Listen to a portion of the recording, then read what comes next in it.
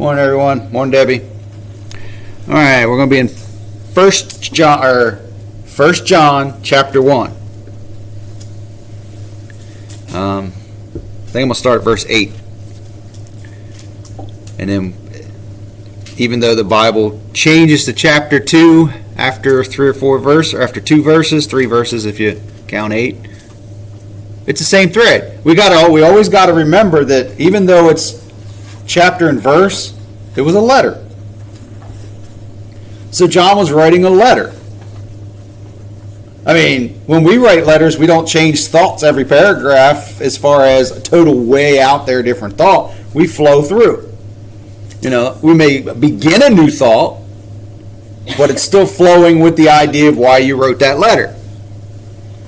So, and I think we get hung up on that as like, well, chapter 1, I guess we can't go into chapter 2 and study from the end of 1 in the beginning of 2 because it's got to be totally different. Maybe.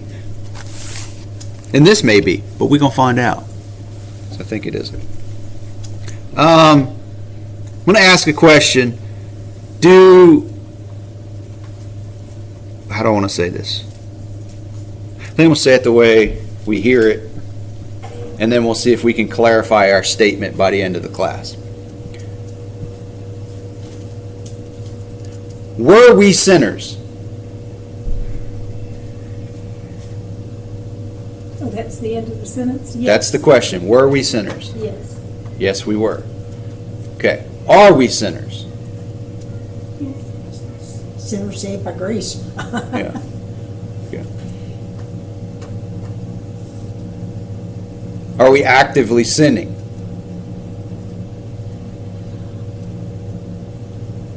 It happens. Happens. It does. Remember, at some point, I don't know when it was, but remember the definition that we came out of Scriptures? I don't remember which book it was in, but it talked about habitually sinning. I mean, you made it a habit to do it. Do we make a habit of sinning? Not as We don't. No, we don't. Because that's our mindset. Yeah, to me, when I think of a habit, is we've done something so long that that's part of us. That's who we are now. So as a Christian, we should be habitually walking in righteousness that happens to sin because we're human. That's the thought we're going to go on. But thinking on that train of thought, when we start reading the scriptures, I promise you're going to go, oh, whoa, I'm a rascal. I'm a terrible such and such. So let's just see how. If you think about it as we're going through this, if you can tell me how you feel, the emotions you're getting, because I think that will help relate to what we're going. Maybe I'll ask after each verse or something after we talk about it. But it's almost a spiritual punch in the face we're about to get. So see what happens. Verse 8 of chapter 1. If we say we have no sin, and Amplified I've got, so I'm going to read it. Refusing to admit that we are sinners, we delude ourselves and the truth is not in us. His word does not live in our hearts, is what the Amplified says. So John's telling them, if we say we have no sin, refusing to admit that we are sinners, we delude ourselves and the truth is not in us. And his word does not live in our hearts.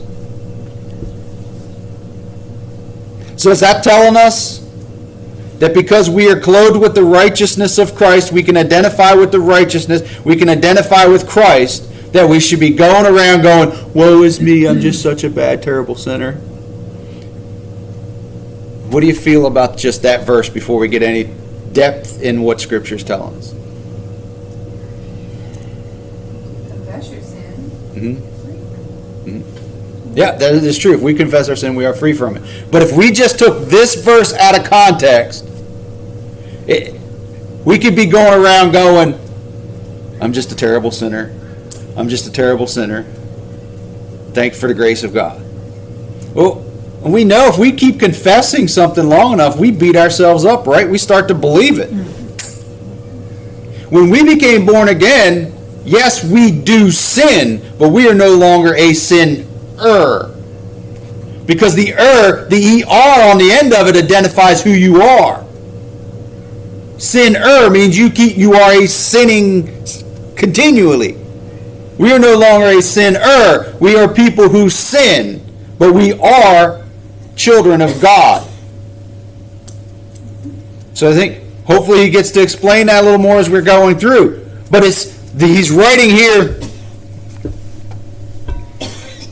to the carnal church.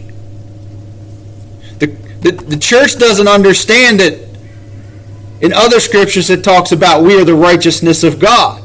We are his child. We are perfect in every way.